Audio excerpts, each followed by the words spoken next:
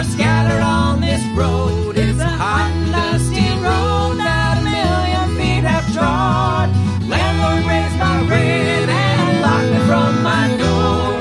But I ain't got no home in this world anymore. Old man Trump, Beach Haven ain't my home. No, no, no, old man Trump, Beach Haven ain't my home. As I look around, it's mighty plain to see this world is a wicked and a funny place to be. Gambling man is rich and the working man is poor. I ain't got no home in this world anymore. No, I ain't got no home in this world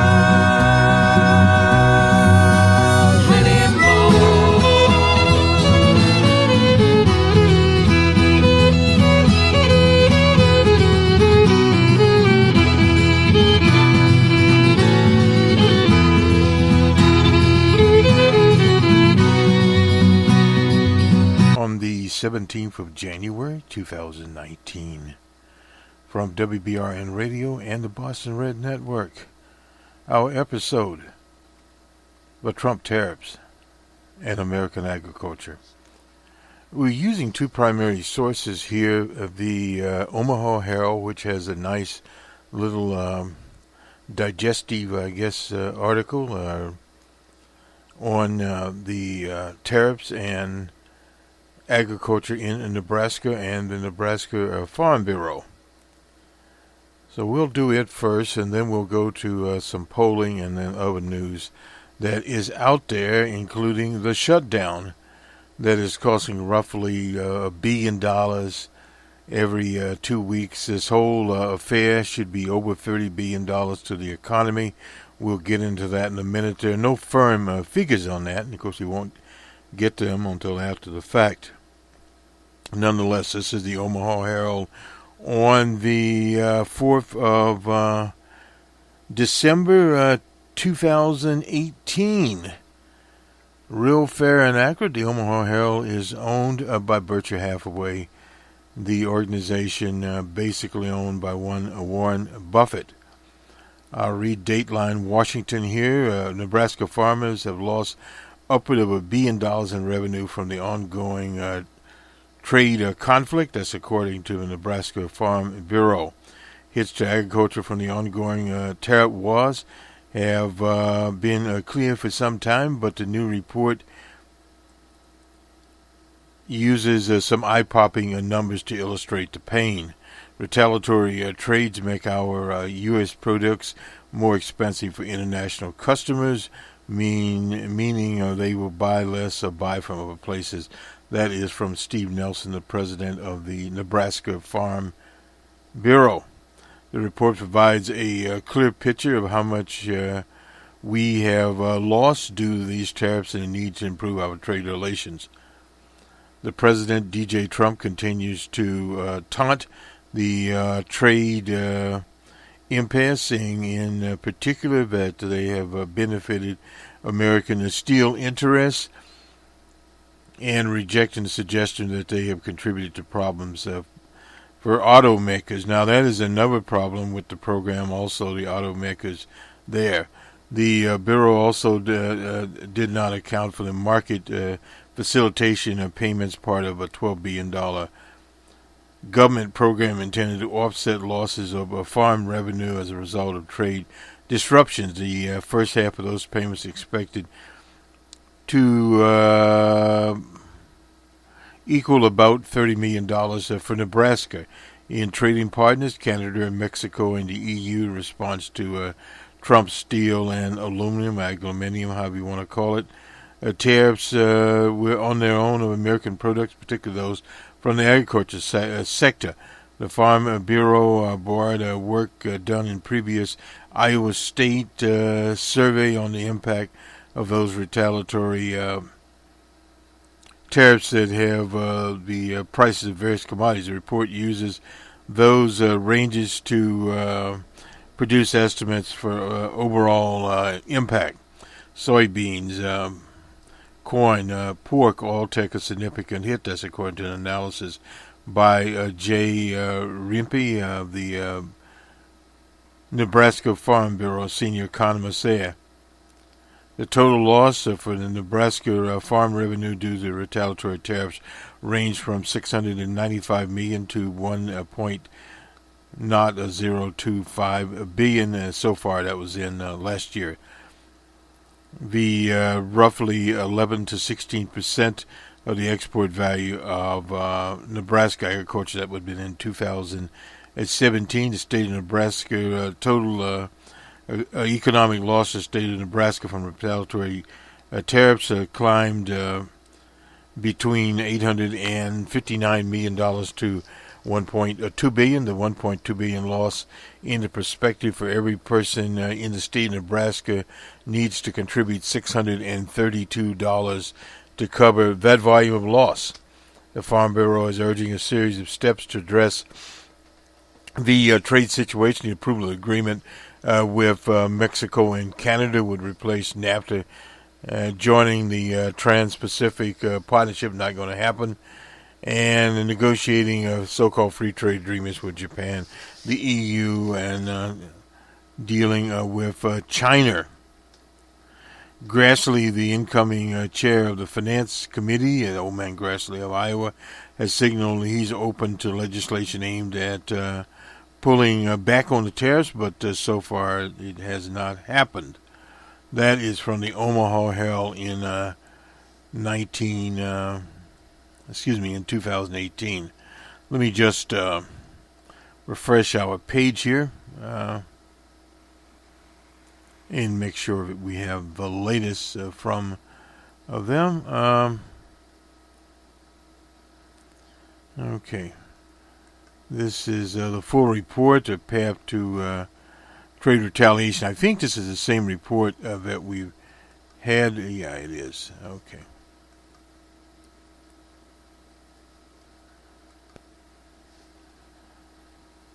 This is the U.S. ongoing trade dispute with several trading partners has been and continues to be a contributing factor to agriculture's deteriorating financial conditions. Retaliatory tariffs imposed by other countries on U.S. agriculture exports have in part caused a significant price declines for many agricultural commodities in 2018. It's important to note that Nebraska's beef sector, we haven't talked about that, has largely escaped the negative impact as countries imposing retaliatory tariffs on U.S. commodities have not included major beef customers as South Korea and Japan. In contrast, total beef exports are projected to be $8 billion. That was in 2018, exceeding a record of 7.25 in 17. It's fueled by tremendous growth in markets in in South Korea and on the renegade province of Taiwan. We'll get to that in a minute here. Steady growth in Japan. I guess they're eating more beef in Japan, less pork. Retaliatory tariffs in Nebraska's top export markets in Canada, the U.S., Canada, China, the EU. Retaliatory is in place there.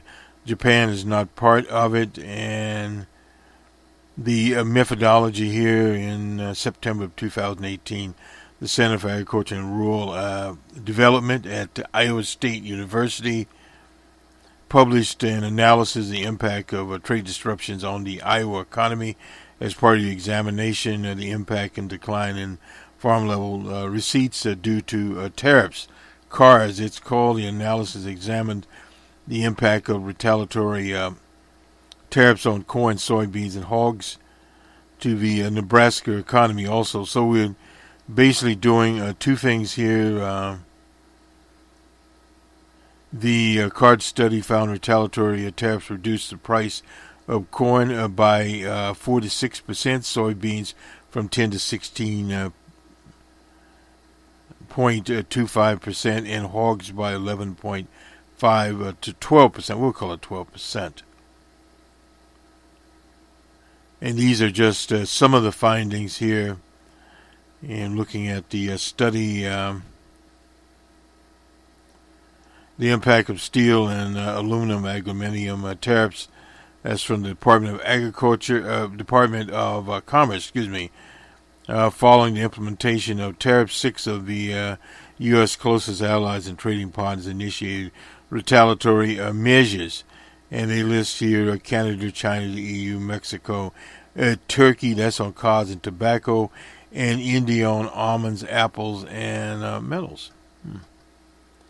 Had not heard about this before, but I suppose if you search, you'll find things. The summary here is, as the world population grows and incomes rises, more demand for food and Nebraska agriculture products is increasing. Retaliatory tariffs by U.S. Trading partners in 2018 are estimated to have lowered the levels of revenue, a range of $700 million to $1 billion. That's quite a bit of money there.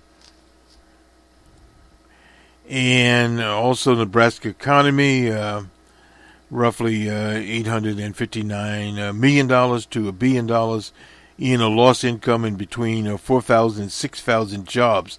The first time we've heard the word jobs mentioned.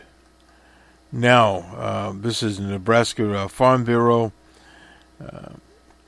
Nebraska was the 5th largest agricultural exporting state in 2016, exporting $6.6 billion in agricultural products. The amount of dollar trade in agriculture is putting into producers' pockets can be measured in one way. One way to affect export value per unit basis, the value of a commodity export in terms similar to prices received by farmers and ranchers. And this is some of the ways they're doing it. We won't go into this, but edging down here in the tables, Pratt County edges out another county here. We won't get into all these.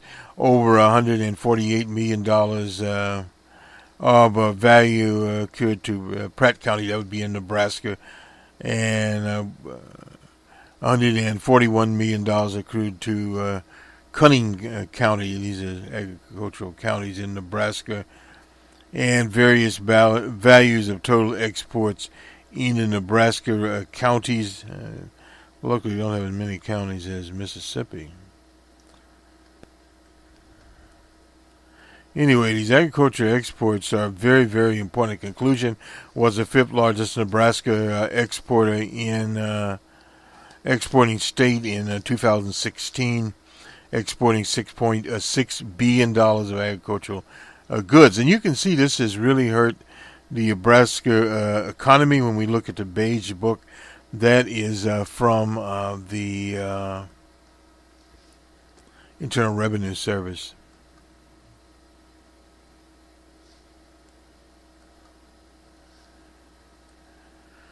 And Newsweek here, they had a very similar thing out in December, all on the Nebraska economy and how it has hurt Nebraska.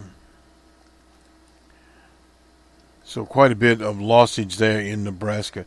That is the agricultural part of it. Let me just check something here.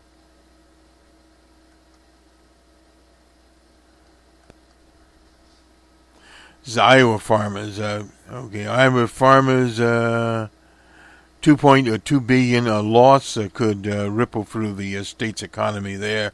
This is from the Des Moines Register in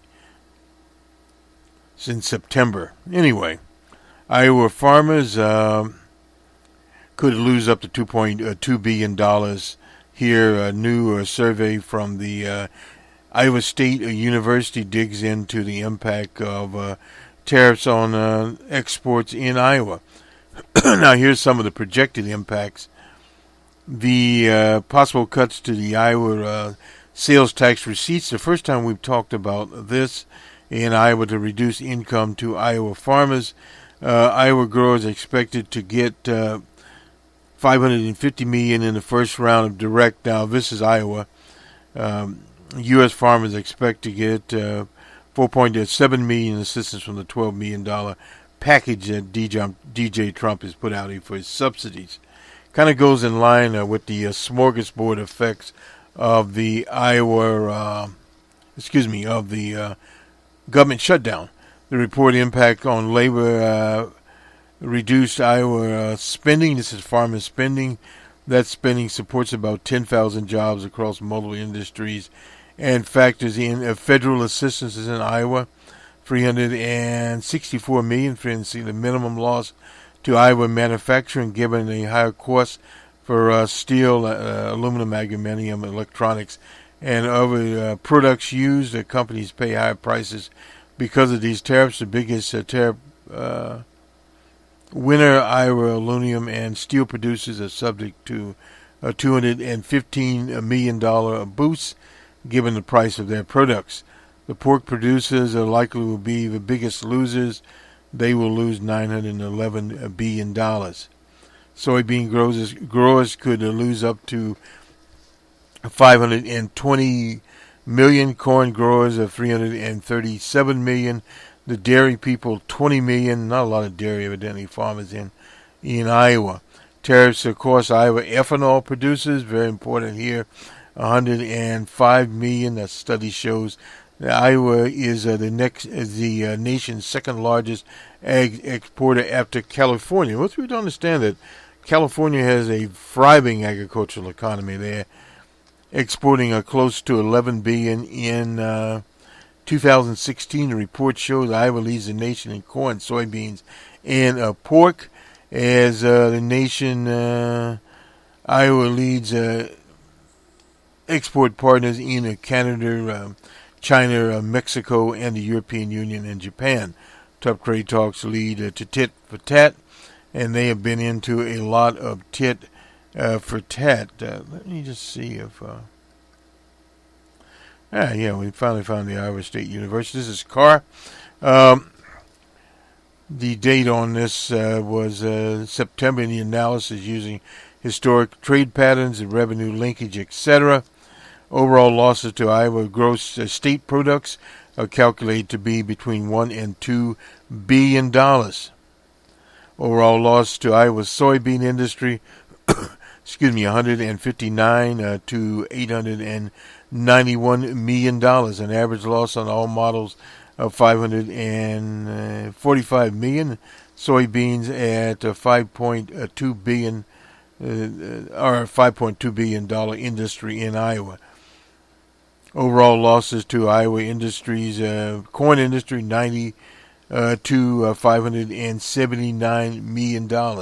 Not peanuts. Overall loss to the pork hog industry, we get pork bellies here, $558 to $995 million. You heard a little bit of this in the Nebraska report because they use some of the same figures. Now, let's see what else. Additional loss, labor income across the state. Labor income declined from inputs to corn, soybeans, and hogs, range from $366 to $484 million without the federal offsets. The Iowa tax revenue losses, personal income tax, sales tax, range from $111 to $146 million.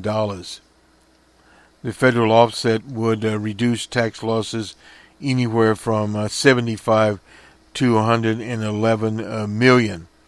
So it's not a break-even point there. Let me just figure out what we're going to attach. We probably will attach the card survey here is coming, maybe. It will get here, and we will attach it. This is a PDF. The impact of the trade dispute. This was in September, and this is from the Iowa State University, Dr.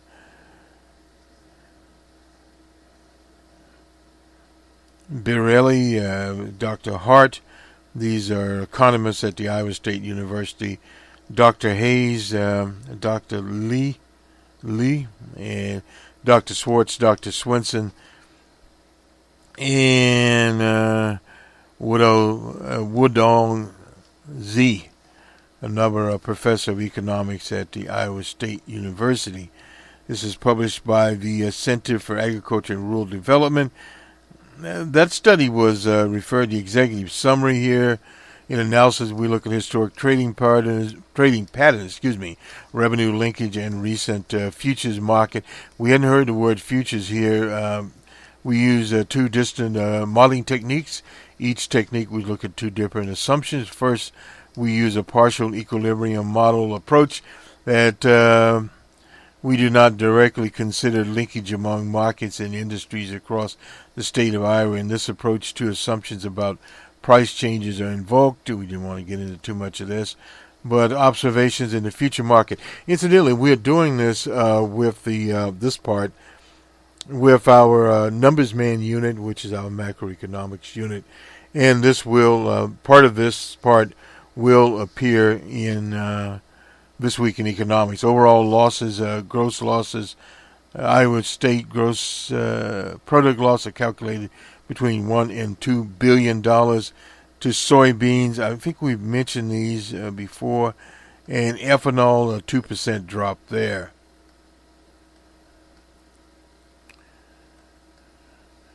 And we'll just append this report because the report, what we are trying to be as statistical as we possibly can be here. So we basically what we've done, we've looked at agriculture from two different states. The state of Nebraska, now very red state, Nebraska, voted for DJ Trump in great numbers. And the state of Iowa, which is a mixed state, the known white supremacist king comes from Iowa. And Iowa sort of split some of their congressional delegation. The governor there was reelected by a very small percentage point. Now, Iowa's also the Iowa caucuses. That will be coming up here shortly. Let me just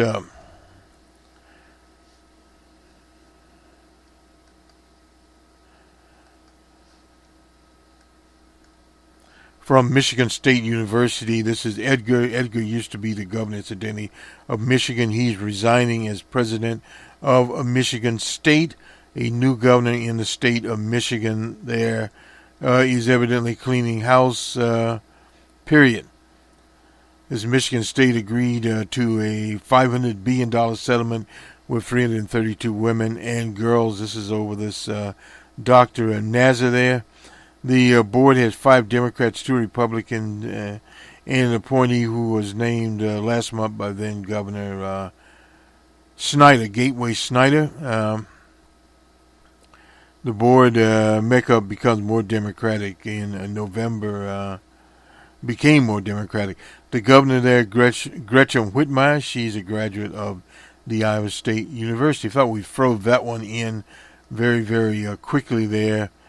And let's move on as we hop around here as quickly as we can.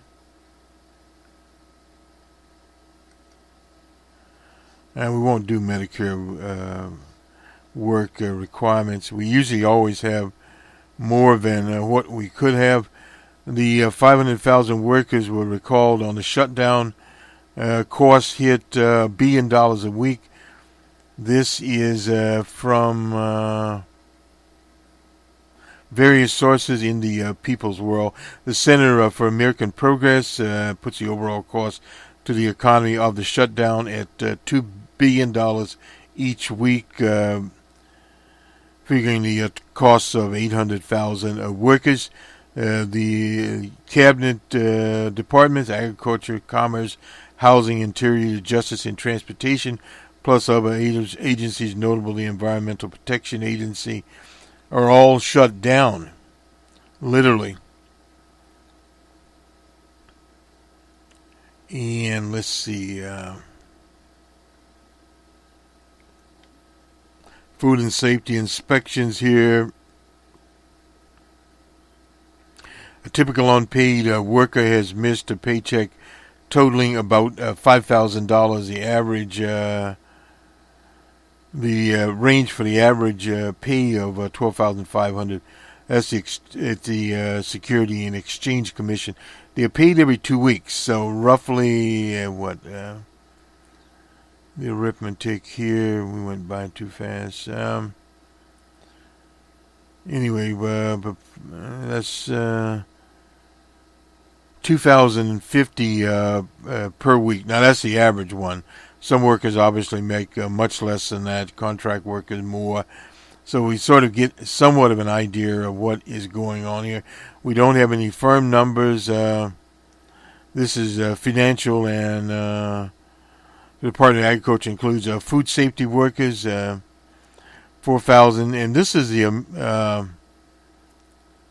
the Center for American Progress is where these figures evidently have come from.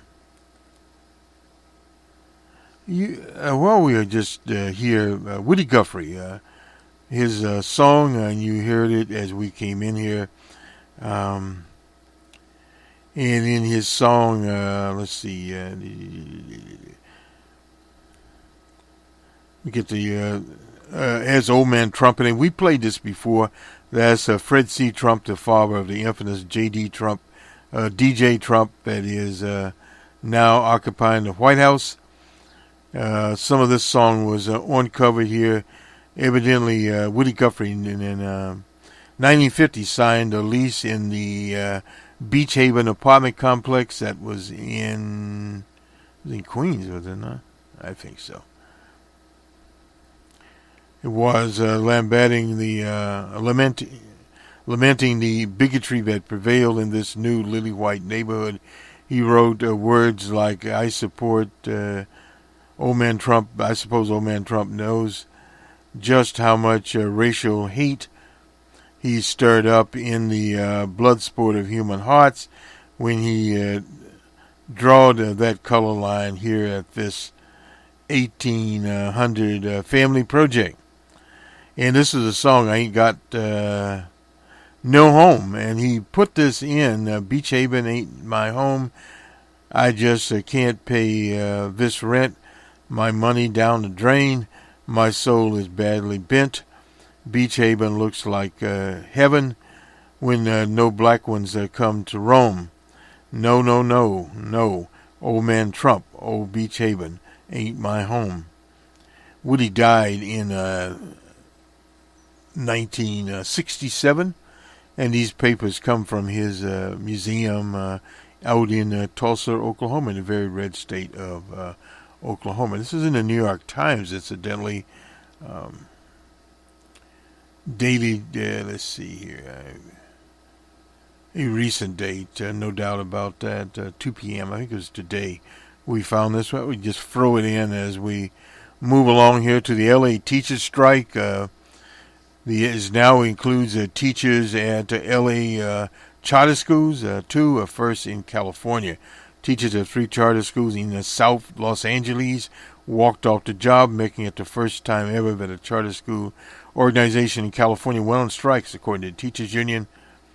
The strike joins thousands of other educators in Los Angeles. Their strike against a unified district there. Union representatives for teachers at accelerated schools said more than a year and a half of negotiations are there. They were waving signs outside of Accelerated's campus on Martin Luther King Boulevard. Founded by 2 former unified teachers, these 3 accelerated schools served 1,700 students, kindergarten through 12th grade. Accelerated co-founder Jonathan Williams said in a statement that Accelerated Schools is disheartened that the United Teachers of Los Angeles leadership called for a strike, putting our students and families, forget that. Let's see. Nonetheless, they are on strike, and teachers are not widgets. Students are not test scores. And this is time and time again we've heard about that. Randy Woodgarten is president of the American Federation of Teachers, joined the pickets She's been around a very long time. She said charter school management has turned the charter system on its end and has made it ideologically against teachers. We have, at this mic, have opposed charter schools in 98% of the instances, the same situation as the National Action Center under the national leader, Dr. Al Sharpton. The problem here is that when you get into charter schools now, it's kind of an interesting situation. In some school districts, charter schools are funded actually by the school districts themselves, but they do have some type of independence. But in general, they are set up as a counterpose, sort of like what happened with the Hamas on the West Bank of Gaza, of the people in Gaza there against the PLO. We make an illustration there, although the Zionists didn't set up the charter schools. The union is out in Los Angeles. This is from Los Angeles time on the 16th. Students return to the bargaining table on Thursday at the City Hall. That's Eric Garcetti.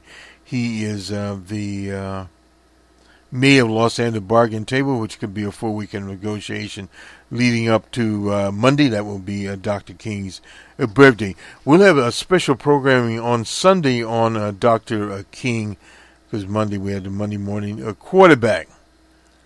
Now let us move along here as we clear up a few little things here that have, as they say, being set on the table.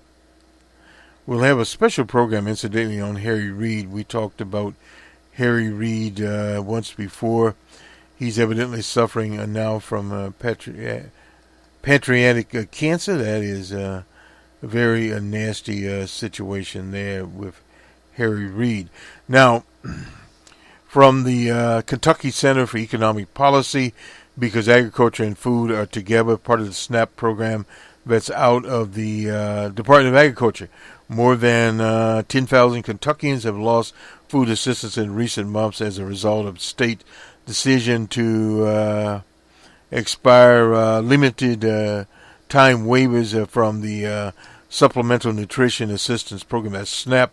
A new report from the center. We'll have more on this on a report of the various to food security and economic security on all sides of the situation that the state helped create. That's from a senior policy analyst,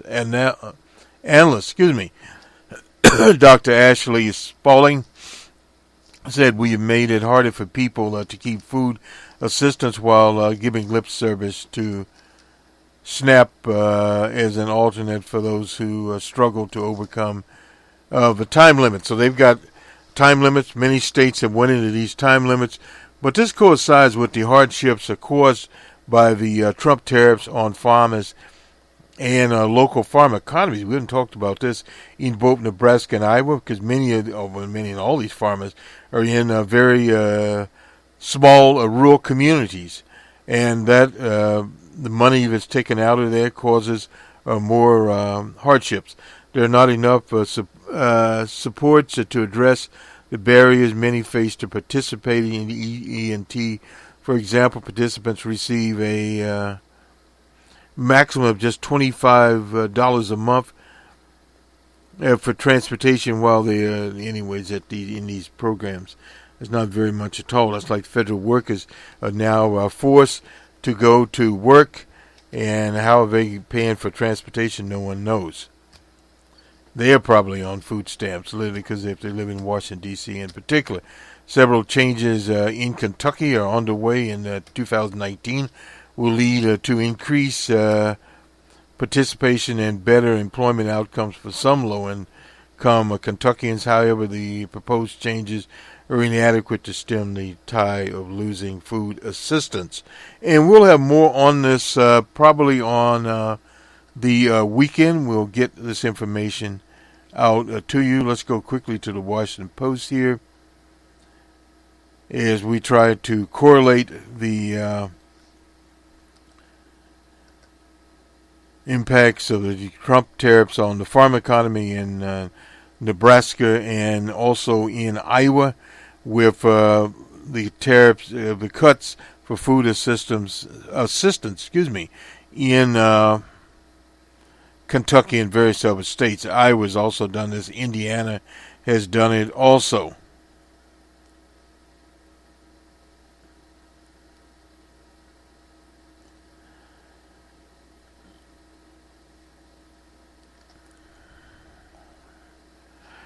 We'll put this one in because the next time we will visit you, we'll be in that we are on Thursday the 17th. Will be for Friday Jobber. The Women's March is this weekend, and just briefly, will Jewish women attend the Women's March? Is the big story here. When it first made its debut, we covered it, and we used for Friday Jobber the song sung by Madonna there as a protest against DJ Trump. That was in 2017 when he was sworn in. Now, as the rally will return to Washington, D.C., and this is back to Miss Malloy there and the Nation of Islam's national leader, one Louis Farrakhan, and a close association there. She had been associated, that is Monica, with the Nation of Islam since her son was killed. Some say that it should motivate Jewish women to be present there. We seek more common ground. That is from a 65-year-old federal retiree. I guess she's fortunate there, named Laura Sonic. This is Malika Mari there, attendance at the Nation of Islam. But that's something she's been going forever. I say forever, probably most of her life.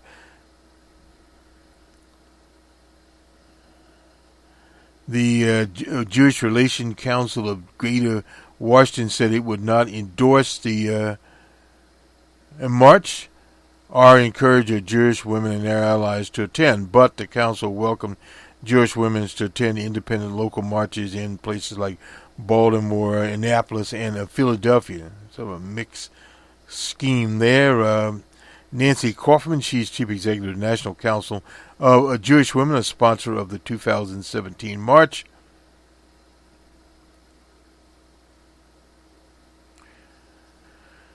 Well, anyway, what Kaufman had to say and what Kaufman doesn't have to say, we don't know. It's unclear how many people the Women's March in the district will draw this year. In an application, they estimated more than 500,000 people, about the same as in 2017. These marches rarely get the second time around. Our friend here, Linda Censur, one of the organizers of the march, said the leaders rejected Imam Farrakhan in his statements. But Censur, she's Palestinian, incidentally, declined to specifically reject Minister Farrakhan. Mallory, that's called him Malloy. Mallory has said the Nation of Islam came to her aid after the death of her son 17 years ago, and they were very instrumental in protecting her and guiding her and relying upon her from them for financial support. Now, I've never seen anti-Semitism discussed in the way it's being discussed right now in the progressive left. This is from Ms. Censur. Said, adding that she respects the choice of Jewish women opting out of this year's march and is grateful for the time that many Jewish women are taking to reflect on the moment.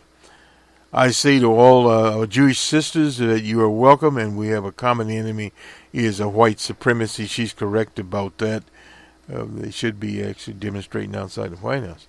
The alliance between Jewish and African American communities has been critical for decades of social justice. The NAACP, the anti-death, I won't get into all that. Anyway,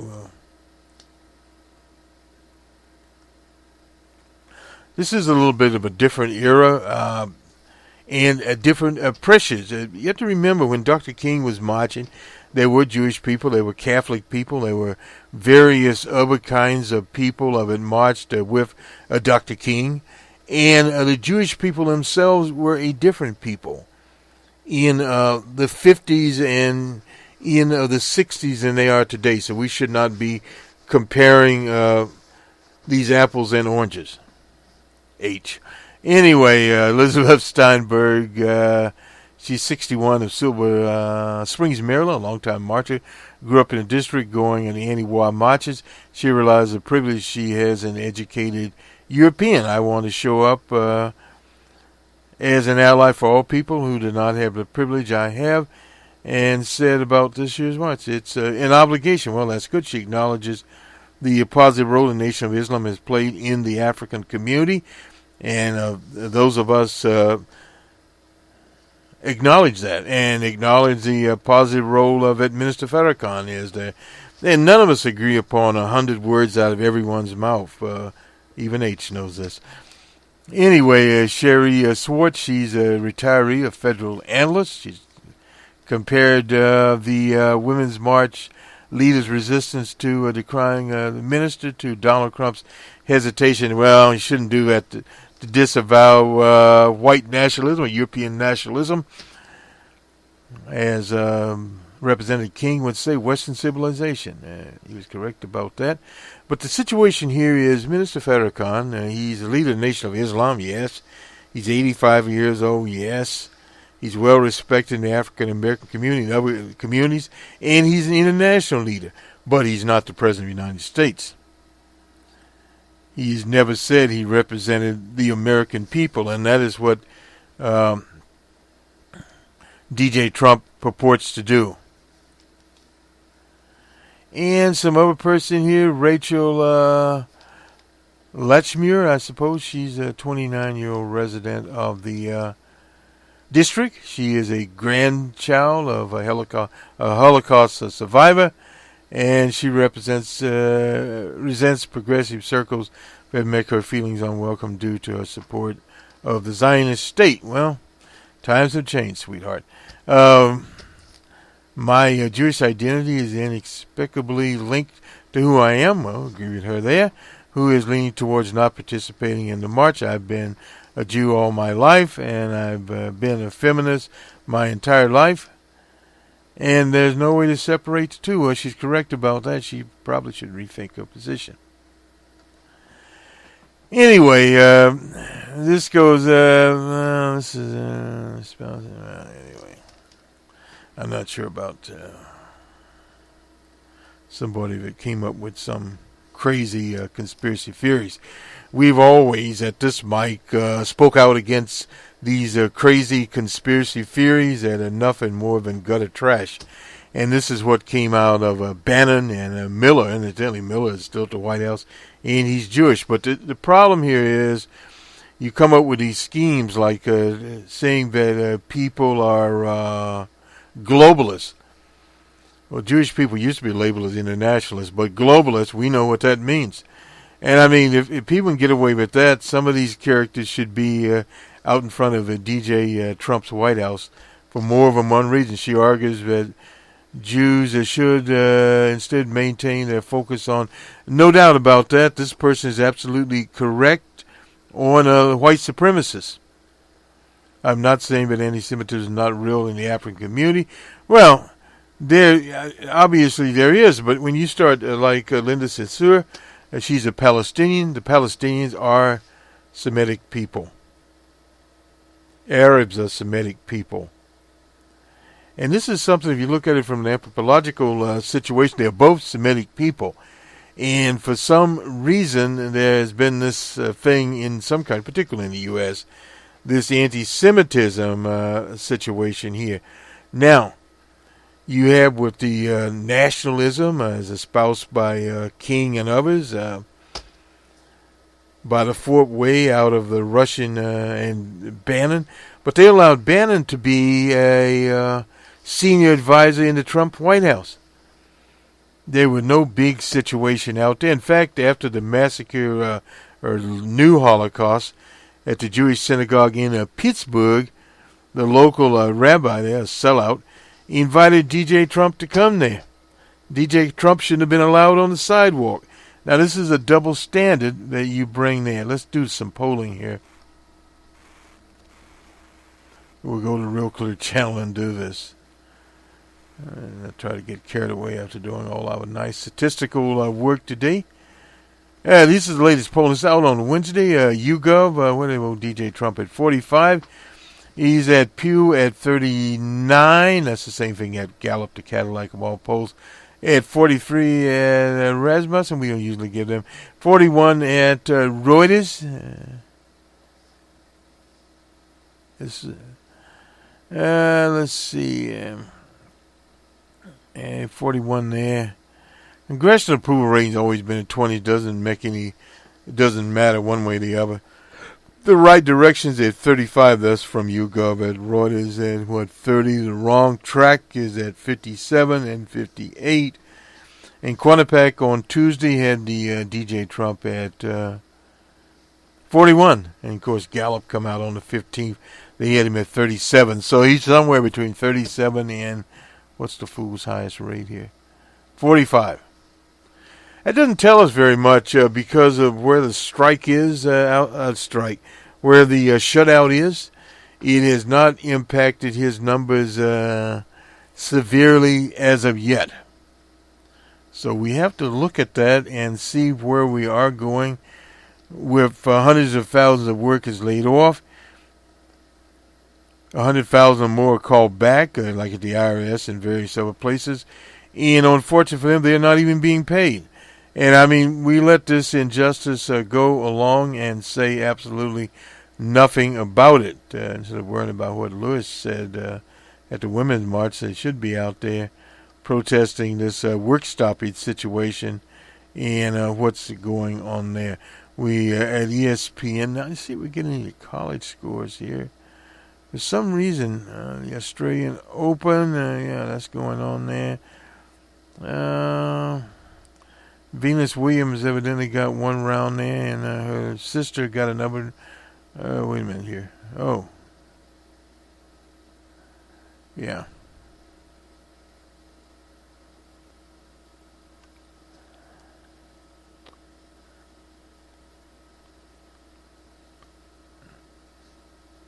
I guess we should do a better job of reporting this. We'll do the Australian Open tomorrow night because we don't really have the figures here as we should. Anyway, in the NBA, something we do know how to report on Wednesday. In overtime, the Magic were in the Motor City. The Pistons 120 to 115. The Raptors were in Boston. Celtics 117 to 108 for the Raptors. In another overtime game, a lot of overtime games going on here. The Nets were in Houston. The Nets 145 to 142 for the Rockets. The Bucks were at the Grizzlies. The Bucks 111 to 101. It's interesting to see them win something finally. The Spurs of San Antonio were at the Mavericks in Dallas. 105 for the Spurs, 101 for the Mavericks. I guess Mark Cuban's not very happy. The Cavaliers were out in Portland and wish they would have stayed in Cleveland. 129 to 112. The Blazers over the Cavaliers and the Pelicans and Warriors. Warriors were just too much for them. Mr. Curry continues on. 147. That's not too bad. 147 to 147 point game. And finally, the Jazz and Clippers in Los Angeles. It was the Jazz 129 to 109. And to the National Hockey League, the Avalanche and Senators. It was Senators 5 to 2. The Bruins and the Flyers. It was the Flyers 4-3. And in an overtime, the Sabres 4-3 over the Flames, and the Oilers over the Canucks 3-2. And the Sharks and Coyotes, it was the Coyotes 3-2. So we really haven't been able to get anything here on a college basketball. It didn't show up. The Australian Open, let's see. At least take a look at it here. Some finals here. Filipe Kojunek, whoever that is. Oh, these are the men. Sorry about that. David Goffin, and I don't know who these characters are.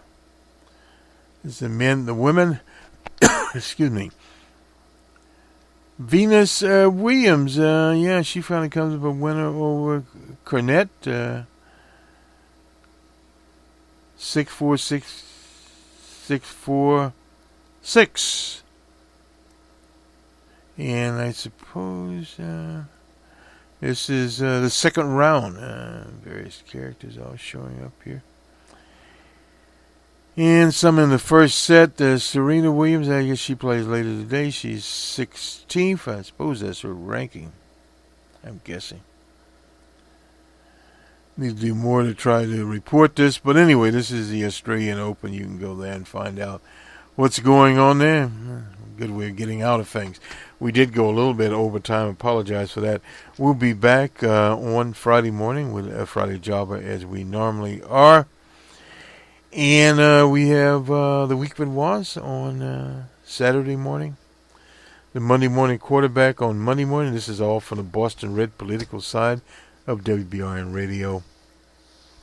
The Numbers Man show, as they call it. We have macroeconomics. We've been looking at economics. We'll get the farm segment in, incidentally, there also. Very important.